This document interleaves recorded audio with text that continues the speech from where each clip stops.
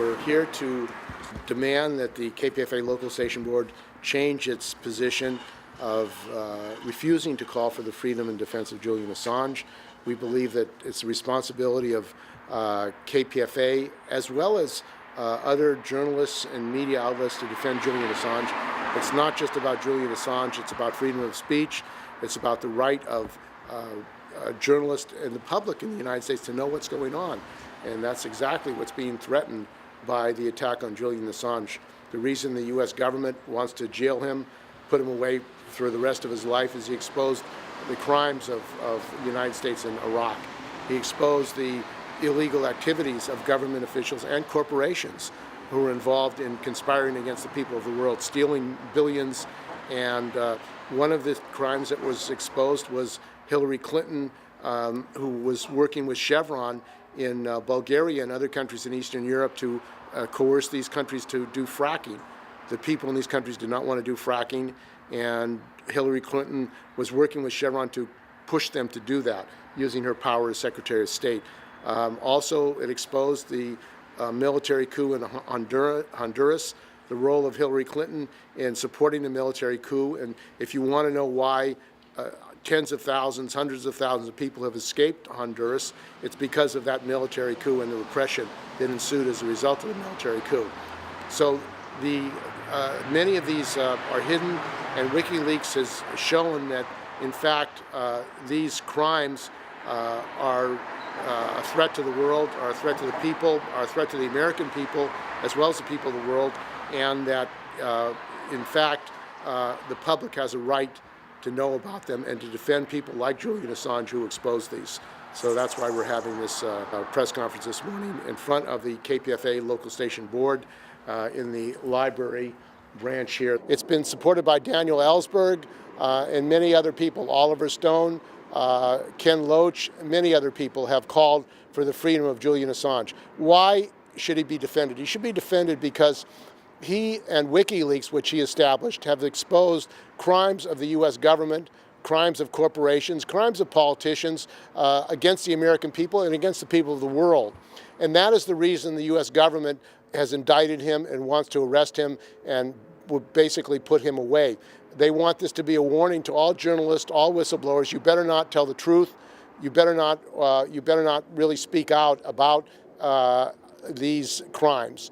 And American people really have a right to know what their government is doing, and a right to know what Congress is doing, what the politicians are doing, and what the billionaires are doing.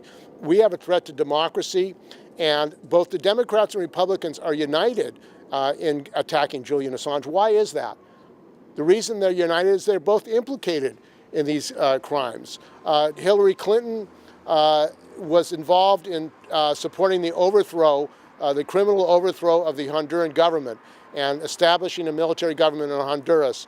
That was a crime against the Honduran people. It's one of the reasons tens of thousands of Hondurans have been forced to leave Honduras, is precisely because of that military dictatorship. Hillary Clinton was also involved in coercing Bulgaria and Eastern European governments at the behest of Chevron to allow fracking. Now, do we need more fracking in Eastern Europe? Why is Hillary Clinton, and why was Hillary Clinton as Secretary of State, pressurizing and coercing these Eastern European countries to have fracking? Because she represents Chevron. And yet there are people who think she's an environmentalist. One of the most compelling reasons that the Democrats are so angry at Julian Assange is they blame him for the release of documents that John Podesta had actually conspired to prevent Bernie Sanders from winning the election. They conspired improperly. They were leaders of the Democratic Party, and they basically rigged the election. And a lot of people don't want to hear that. They don't want to see that, and that's the reason that they're doing this thing. Here, I would like to speak a little bit about his case and Julian Assange's plight for freedom.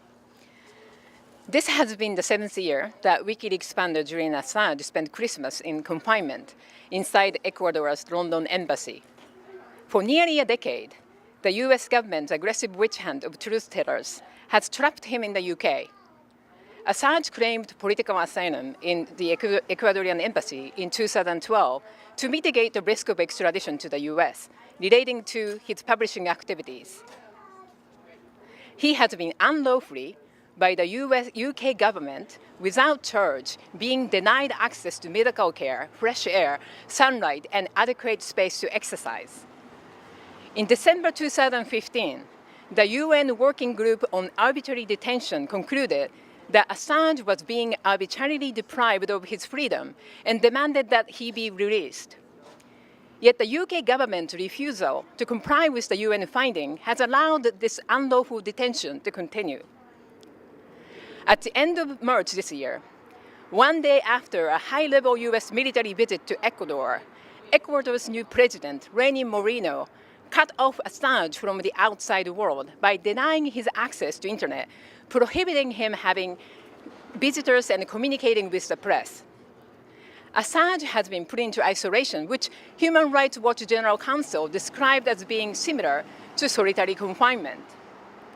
In mid-October, in the guise of restoring his internet access, Ecuador issued a special protocol that perpetuates this silencing of Assange. By further restricting his freedom of expression and requiring him to pay for medical bills and phone calls, Moreno government seeks to break Assange. He's forcing him to leave the embassy on his own accord and get arrested by UK authorities who are refusing to give him assurance to not to extradite him to the US. Why did Assange, this Western journalist, become a target of this massive political retaliation?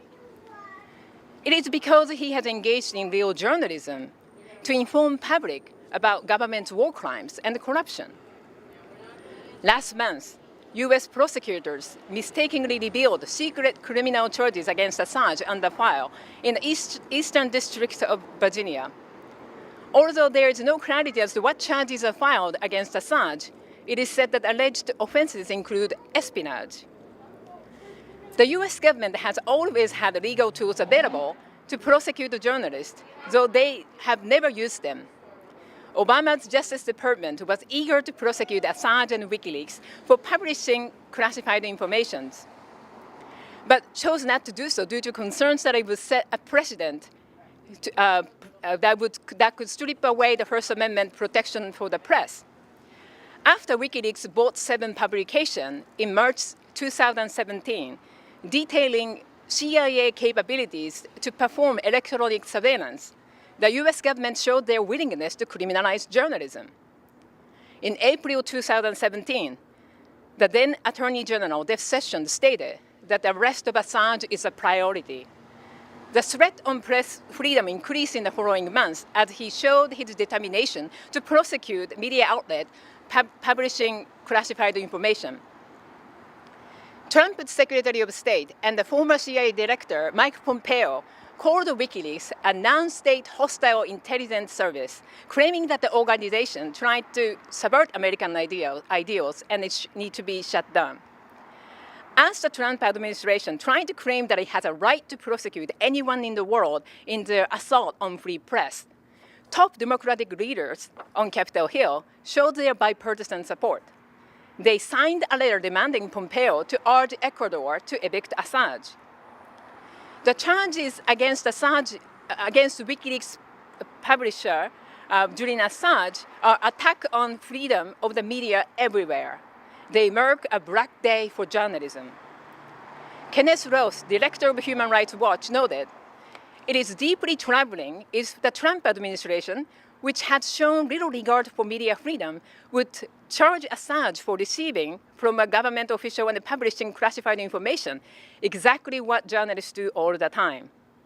David Kane, UN Special Rapporteur on Freedom of Opinion and Expression, stated that prosecuting Assange would be dangerously problematic from the perspective of free press freedom, and should be resisted. If Assange, a journalist, is being prosecuted by engaging in journalism, then what would stop the Trump government to go after all other media organizations, which include KPFA radio station? This is a slippery slope to preventing the media operating freely.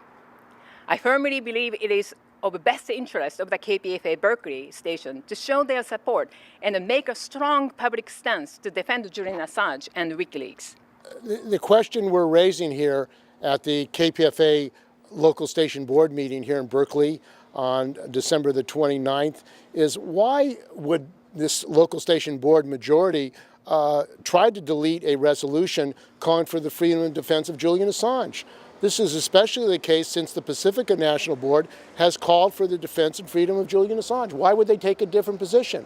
Well, some of them have argued, well, we shouldn't take a position as a radio station, a public radio station, on the case of Julian Assange. We shouldn't get involved. We can just put out information about Julian Assange. I don't buy that. Actually, we have to take a position because our own journalists at KPFA and Pacifica could be threatened and are threatened. Randy Credico, who is a whistleblower, has been forced to go to Congress to say that he's part of the leaks of the documents. So this issue of KPFA as some kind of neutral force, that they can be neutral in when the medium of the press is being attacked is outrageous, frankly. The other thing is the government, the Trump administration has called the journalists scum. And he's actually incited violence against journalists. Now, the answer to that is for the media and journalists to stand up and fight against these attacks, not to be silent and say we have to be neutral, we can't take a position on Julian Assange. I mean, this is a basically head in the sand method, and frankly, I think it is really a disgrace and an embarrassment to people that the KPFA would not take a clear stand to call for the defense and freedom of Julian Assange. The fact of the matter is that Pacifica would be the first network targeted. Would be the first network targeted if when they start arresting journalists, because they hate Pacifica, they hate KPFA, they hate the fact that there are independent voices, and we know, as a matter of fact, that these independent voices are going to be threatened. They want a controlled media, and the other thing that's going on in this country is the witch hunt against Russia. And that Julian Assange is now being accused of being an agent of Russia.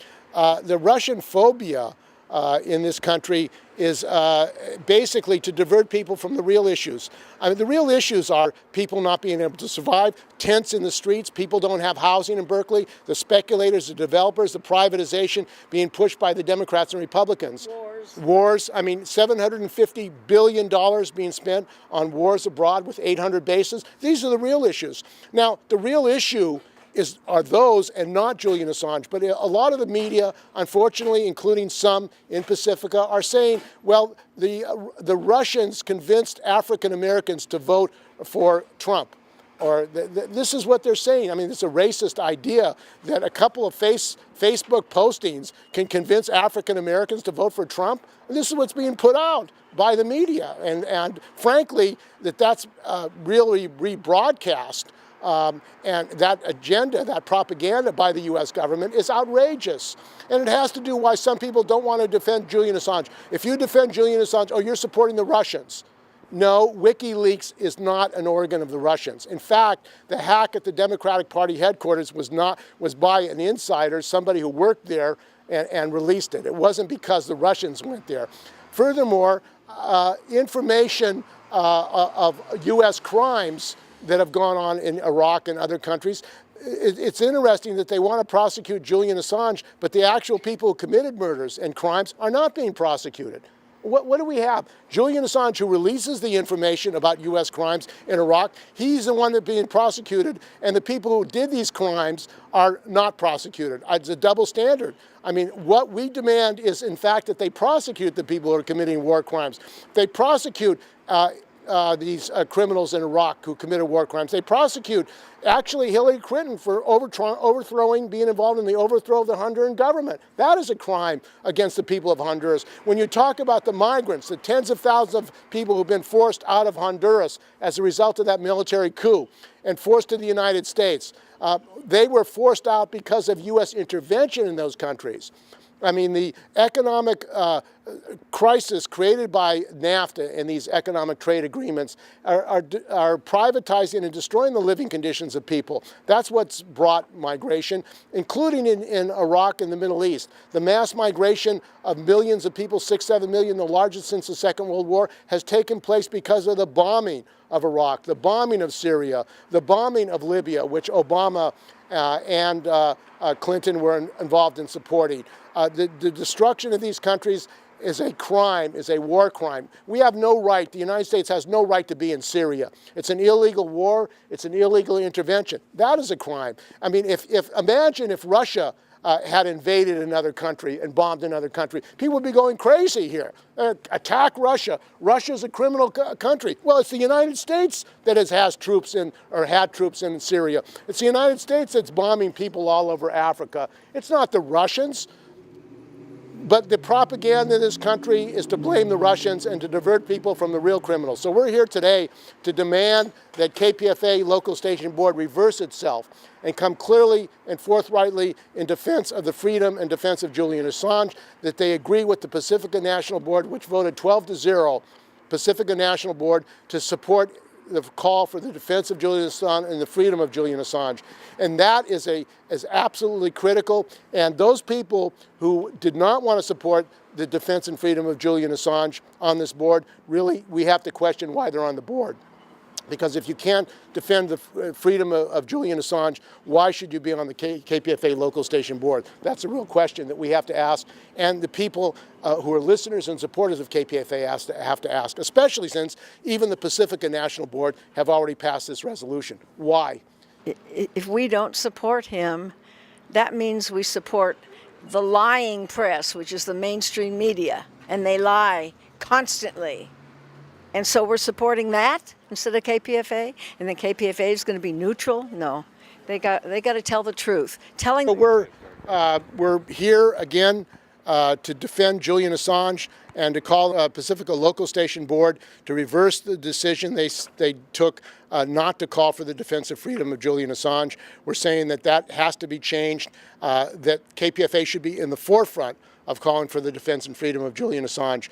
That is where KPFA should be, and that's why we're having this press conference here today at the KPFA Local Station Board meeting.